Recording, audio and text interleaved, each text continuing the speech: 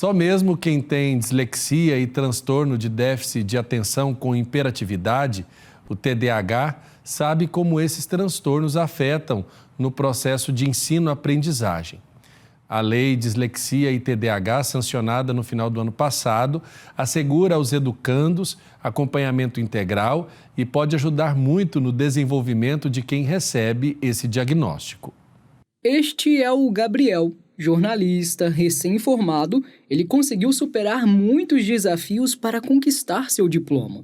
Com 8 anos de idade, ele descobriu que possui o transtorno do déficit de atenção com hiperatividade, mais conhecido como TDAH, e conta que enfrentou muitas dificuldades, mas comenta também como receber o diagnóstico ajudou em sua evolução pessoal.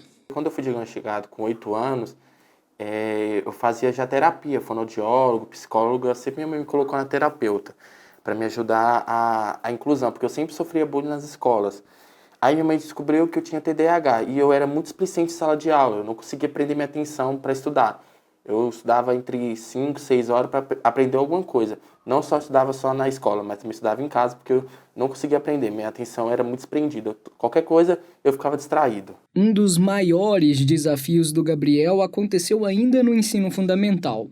Ele sofreu com o preconceito e com a desinformação das pessoas sobre este transtorno, até mudar para uma escola que tinha uma educação mais inclusiva. Se eu não tivesse estudado numa escola dessa, eu acho que não estaria preparado, porque o TDAH não é só dificuldade de atenção, é dificuldade de organização de ideias. Então eu tinha dificuldade de escrever uma redação, redação de treinamento para o Enem. Então essa escola me ajudou, foi 5 anos estudando numa escola dessa para me preparar para a faculdade e para o Enem. Recentemente, foi divulgado no Diário Oficial da União a Lei 14.254 de 2021, que estabelece que as escolas da rede pública e privada garantam acompanhamento específico direcionado aos estudantes com dislexia, TDAH ou outros transtornos de aprendizagem e que apresentam instabilidade na atenção ou alterações no desenvolvimento da leitura e da escrita. Para esta psicóloga, presidente da Associação Brasileira de Dislexia,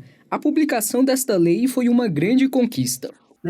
Então, essa lei foi no dia 31, no dia 30 de novembro, o presidente assinou, dia 1º de dezembro ela já foi sancionada. Só que agora tem um caminho ainda, né? Não é porque assinou que já está pronto, não. Então, e ela é uma lei que depende do Ministério de Educação e da Saúde, não é só de um ministério. Então, e assim, então agora a gente tem que esperar o que esses ministérios vão fazer, junto também com o Conselho Nacional de Educação, o CNE. Então, eles precisam de profissionais, assim, de fonoaudiólogos, de todos que são envolvidos nessa avaliação, nessa intervenção, que orientem a Secretaria de Educação e a Secretaria do Ministério da Saúde. Para a produção de seu trabalho de conclusão de curso, o agora jornalista Gabriel teve a ideia de apresentar um documentário tratando sobre esta temática. Junto com o amigo Denner, produziu um curta onde trataram sobre timidez e TDAH.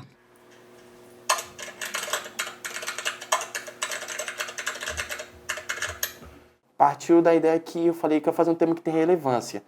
E eu gosto muito do esporte. Aí eu falei, gente, eu posso relacionar o TDAH com o jornalismo esportivo. Aí nesse tempo do 5º período da faculdade, eu teve uma disciplina chamada Planejamento de Comunicação. Aí eu criei o Futebol em Rede, que é um canal que eu tenho no YouTube, junto com meu colega Dani, que ele editava os vídeos para o meu canal. Então eu falei, gente, eu quero aniquilar o jornalismo esportivo com TDAH. Aí eu criei esse canal Futebol em Rede. Aí eu falei, gente, mas eu quero falar mais alguma coisa sobre o TDAH.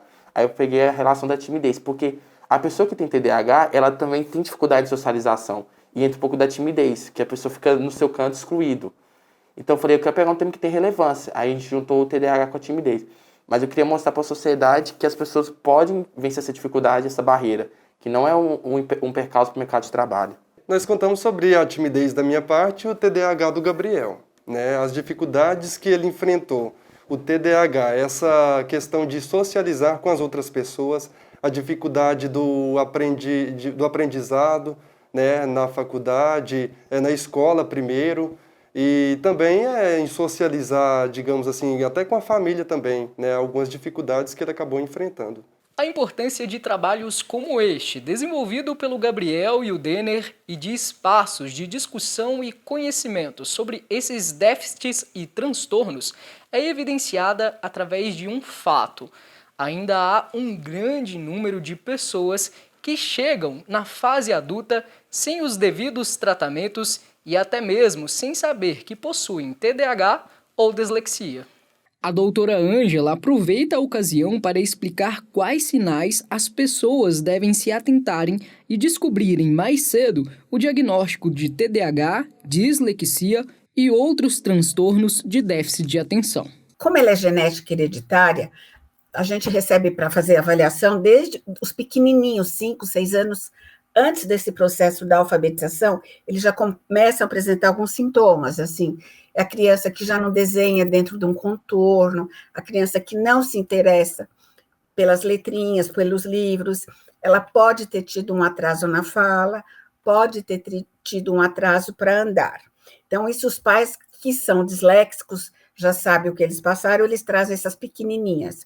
Mas a gente ainda não vai falar em dislexia, é uma criança de risco, a gente só pode falar em dislexia depois que essa pessoa passou 2 anos pelo processo de alfabetização. Então, aí quando chega uma criança depois do processo de alfabetização, o que ela apresenta? Trocas de letras, aglutinações de palavras, por exemplo, de repente ela junta, comigo ela separa, então, troca de letras, PB, FV, TD, tem muita dificuldade na leitura, é uma leitura, assim, decodificando, né, assim, ela não consegue ler, ela é muito lenta, ela tem dificuldades, assim, também com direita e esquerda, tem muita dificuldade num segundo idioma, né, principalmente o inglês, que é obrigatório nas nossas escolas. Então, a criança, assim, e você percebe que essa criança é inteligente. Então, uma coisa muito importante é a avaliação, que tem que ser feita por uma equipe multi e interdisciplinar, né, assim, com a fonoaudióloga, neuropsicóloga, psicopedagoga. A gente precisa de um parecer do médico oftalmologista, fazer exames de processamento auditivo, processamento visual, e mais importante ainda é o parecer da escola, que o professor mande, né, como que é essa criança dentro da sala de aula. Porque, assim, lembra que eu te falei, a dificuldade específica de leitura e escrita, mas muitas outras dificuldades, muitos outros transtornos também apresentam essa dificuldade. Então, é importante a gente fazer essa avaliação multi e interdisciplinar. E um dos pontos de corte nessa avaliação é que o disléxico, mesmo o transtorno de déficit de atenção, eles são muito inteligentes. Então, criança que não é inteligente, ela não aprende a ler e escrever dessa deficiência intelectual. Então, já não é dislexia e nem transtorno do déficit de atenção. E o transtorno é a criança que eu te falei, que não para, que não foca. Então, ela também pode apresentar sintomas de trocas de letras, da leitura, assim, da leitura muito lenta, de trocar letras, porque ela não consegue focar. Então, por isso a importância dessa avaliação, para você ver o que é um, o que é o outro, ou se os dois estão juntos.